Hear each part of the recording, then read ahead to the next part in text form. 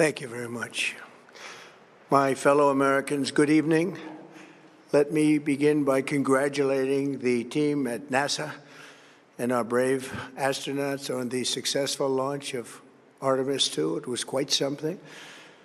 It will be traveling further than any manned rocket has ever flown and will very substantially pass the moon, go around it, and come back home from a distance that has never been done before. It's amazing. They are on the way, and God bless them. These are brave people. We want to God bless those 4 unbelievable astronauts. As we speak this evening, it's been just 1 month since the United States military began Operation Epic Fury, targeting the world's #1 state sponsor of terror, Iran. In these past 4 weeks, our armed forces have delivered swift, decisive, overwhelming victories on the battlefield, victories like few people have ever seen before. Tonight, Iran's Navy is gone. Their Air Force is in ruins. Their leaders, most of them terrorist regime they led, are now dead. Their command and control of the Islamic Revolutionary Guard Corps is being decimated as we speak. Their ability to launch missiles and drones is dramatically curtailed, and their weapons, factories, and rocket launchers are being blown to pieces. Very few of them left. Never in the history of warfare has an enemy suffered such clear and devastating large-scale losses in a matter of weeks. Our enemies are losing in America, as it has been for 5 years under my presidency, is winning, and now winning bigger than ever before. Before discussing this current situation, I also want to thank our troops for the masterful job they did in taking the country of Venezuela in a matter of minutes. That hit was quick, lethal, violent, and respected by everyone all over the world. After rebuilding our military during my first term, we have by far the strongest military anywhere in the world, and now we're working along with Venezuela and are, in a true sense, joint venture partners. We're getting along incredibly well in the production and sale of massive amounts of oil and gas, the second largest reserves on Earth after the United States of America. We're now totally independent of the Middle East, and yet we are there to help. We don't have to be there. We don't need their oil. We don't need anything they have, but we're there to help our allies. Tonight, I want to provide an update on the tremendous progress our warriors have made in Iran and discuss why Operation Epic Fury is necessary for the safety of America and the security of the free world. From the very first day I announced my campaign for president in 2015, I have vowed that I would never allow Iran to have a nuclear weapon.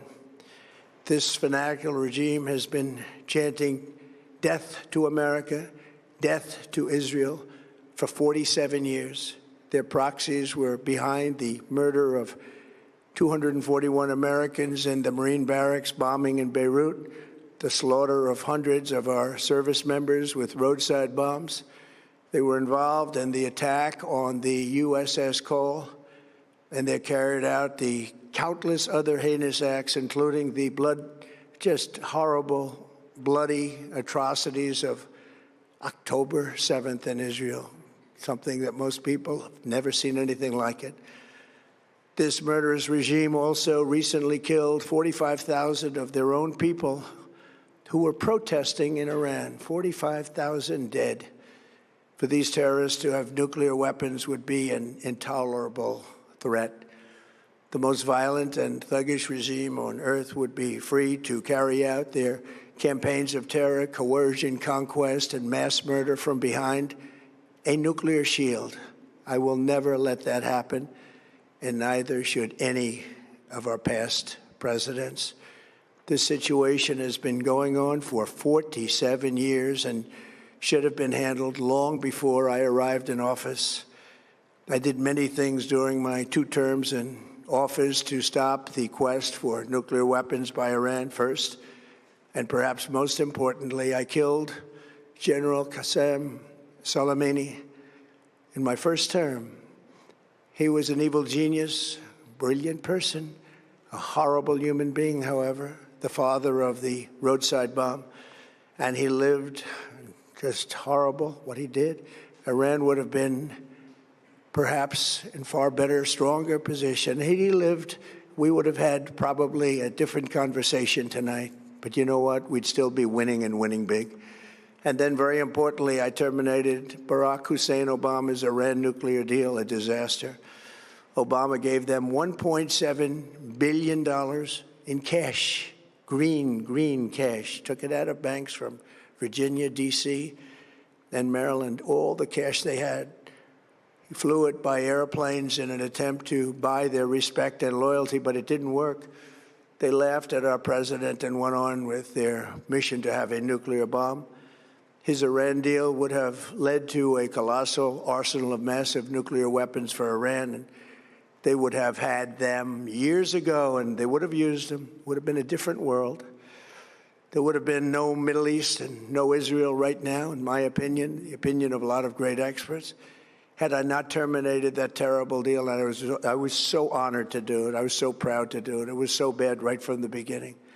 Essentially, I did what no other president was willing to do. They made mistakes, and I am correcting them. My first preference was always the path of diplomacy, yet the regime continued their relentless quest for nuclear weapons and rejected every attempt at an agreement. For this reason, in June, I ordered a strike on Iran's key nuclear facilities, an Operation Midnight Hammer. Nobody's ever seen anything like it. Those beautiful B-2 bombers performed magnificently. We totally obliterated those nuclear sites.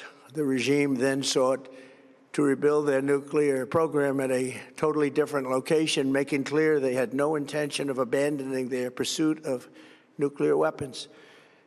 They were also rapidly building a vast stockpile of conventional ballistic missiles and would soon have had missiles that could reach the American homeland, Europe, and virtually any other place on Earth. Iran's strategy was so obvious. They wanted to produce as many missiles as possible, and they did, with the longest range possible. And they had some weapons that nobody believed they had. We just learned that out. We took them out. We took them all out so that no one would really dare stop them. And their race for a nuclear bomb, a nuclear weapon like nobody's ever seen before. They were right at the doorstep. For years, everyone has said that Iran cannot have nuclear weapons, but in the end, those are just words if you're not willing to take action when the time comes. As I stated in my announcement of Operation Epic Fury, our objectives are very simple and clear. We are systematically dismantling the regime's ability to threaten America or project power outside of their borders. That means eliminating Iran's Navy, which is now absolutely destroyed, hurting their Air Force and their missile program at levels never seen before, and annihilating their defense industrial base. We've done all of it. Their Navy is gone. Their Air Force is gone. Their missiles are just about used up or beaten. Taken together, these actions will cripple Iran military, crush their ability to support terrorist proxies, and deny them the ability to build a nuclear bomb. Our armed forces have been extraordinary. There's never been anything like it militarily. Everyone is talking about it, and tonight I'm pleased to say that these core strategic objectives are nearing completion. As we celebrate this progress, we think especially of the 13 American warriors who have laid down their lives in this fight to prevent our children from ever having to face a nuclear Iran. Twice this past month, I have traveled to Dover Air Force Base, and it's been something. I wanted to be with those heroes as they return to American soil, and I was with them and their families, their parents, their wives, their husbands. We salute them, and now we must honor them by completing the mission for which they gave their lives. And every single one of the people, their loved ones said, "Please, sir, please, finish the job, every one of them. And we are going to finish the job, and we're going to finish it very fast. We're getting very close. I want to thank our allies in the Middle East, Israel, Saudi Arabia, Qatar, the UAE, Kuwait, and Bahrain. They've been great, and we will not let them get hurt or fail in any way, shape, or form. Many Americans have been concerned to see the recent rise in gasoline prices here at home. This short-term increase has been entirely the result of the Iranian regime launching deranged terror attacks against commercial oil tankers in neighboring countries that have nothing to do with the conflict. This is yet more proof that Iran can never be trusted with nuclear weapons. They will use them, and they will use them quickly. It would lead to decades of extortion, economic pain, and instability worse than we can ever imagine. The United States has never been better prepared economically to confront this threat. You all know that. We built the strongest economy in history. We're going through it right now, the strongest in history. In 1 year, we've taken a dead and crippled country. I hate to say that, but we were a dead and crippled country after the last administration and made it the hottest country anywhere in the world by far, with no inflation, record-setting investments coming into the United States, over $18 trillion, and the highest stock market ever, with 53 all-time record highs in just 1 year. It all positioned us to get rid of a cancer that has long simmered. It's known as the nuclear Iran, and they didn't know what was coming. They've never imagined it. Remember, because of our Drill Baby Drill program, America has plenty of gas. We have so much gas. Under my leadership, we are #1 producer of oil and gas on the planet, without even discussing the millions of barrels that we're getting from Venezuela. Because of the Trump administration's policies, we produce more oil and gas than Saudi Arabia and Russia combined. Think of that, Saudi Arabia and Russia combined. And that number will soon be substantially higher than that. There's no country like us anywhere in the world, and we're in great shape for the future. The United States imports almost no oil through the Hormuz Strait and won't be taking any in the future. We don't need it. We haven't needed it, and we don't need it. We've beaten and completely decimated Iran. They are decimated, both militarily and economically and in every other way. And the countries of the world that do receive oil through the Hormuz Strait must take care of that passage. They must cherish it. They must grab it and cherish it. They can do it easily. We will be helpful, but they should take the lead in protecting the oil that they so desperately depend on. So to those countries that can't get fuel, many of which refuse to get involved in the decapitation of Iran, we had to do it ourselves. I have a suggestion. #1, buy oil from the United States of America. We have plenty. We have so much. And #2, build up some delayed courage. Should have done it before. Should have done it with us, as we asked. Go to the Strait and just take it, protect it, use it for yourselves. Iran has been essentially decimated. The hard part is done, so it should be easy. And in any event, when this conflict is over, the Strait will open up naturally. It'll just open up naturally. They're going to want to be able to sell oil because that's all they have to try and rebuild. It will resume the flowing, and the gas prices will rapidly come back down. Stock prices will rapidly go back up. They haven't come down very much, frankly. They came down a little bit, but they've had some very good days over the last couple of days. We've done actually much better than I thought, but we had to take that little journey to Iran to get rid of this horrible threat. With our historic tax cuts, where people are just now talking about receiving larger refunds than they ever thought possible, they are getting so much more money than they thought. That's from the great, big, beautiful bill. Our economy is strong and improving by the day, and it will soon be roaring back like never before. It will top the levels that it was a month ago.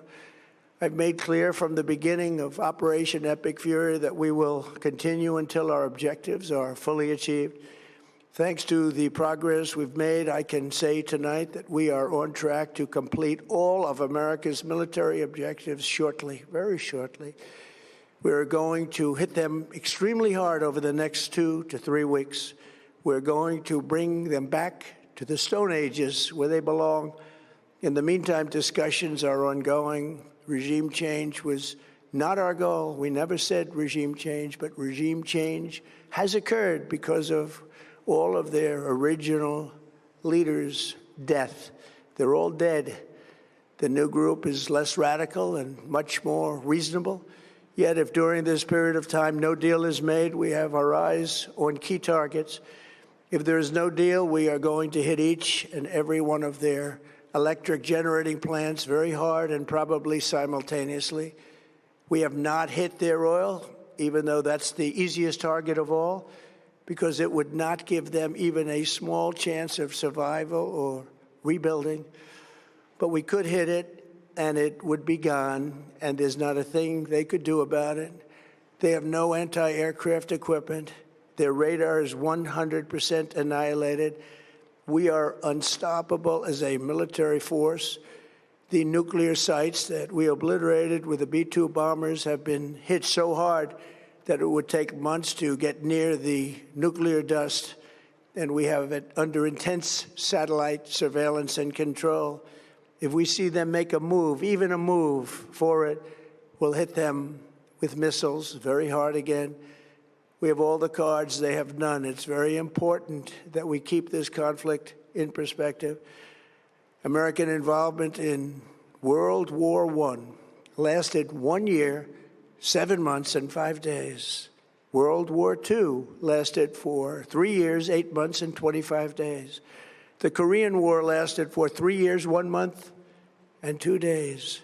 The Vietnam War lasted for 19 years, 5 months, and 29 days. Iraq went on for 8 years, 8 months, and 28 days. We are in this military operation so powerful, so brilliant, against one of the most powerful countries for 32 days. And the country has been eviscerated and essentially is really no longer a threat. They were the bully of the Middle East, but they're the bully no longer. This is a true investment in your children and your grandchildren's future. The whole world is watching, and they can't leave the power, strength, and brilliance. They just can't believe what they're seeing. They leave it to your imagination, but they can't believe what they're seeing, the brilliance of the United States military. Tonight, every American can look forward to a day when we are finally free from the wickedness of Iranian aggression and the specter of nuclear blackmail. Because of the actions we have taken, we are on the cusp of ending Iran's sinister threat to America and the world. And I'll tell you, the world is watching. And when we do, when it's all over, the United States will be safer, stronger, more prosperous, and greater than it has ever been before. May God bless the men and women of the United States Armed Forces, and may God bless the United States of America. Thank you very much, and good night.